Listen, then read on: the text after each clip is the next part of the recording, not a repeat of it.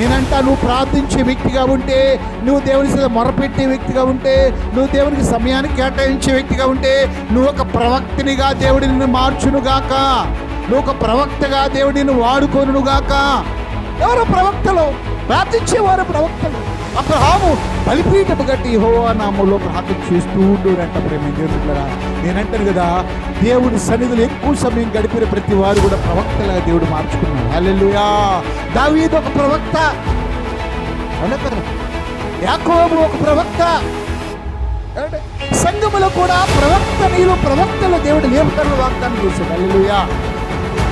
మన జాగ్రత్తగా గమనిస్తే ప్రేమ దేవుడురా, అబ్రహాము రాజును ఎదుర్కోవడానికి శక్తి లేదు.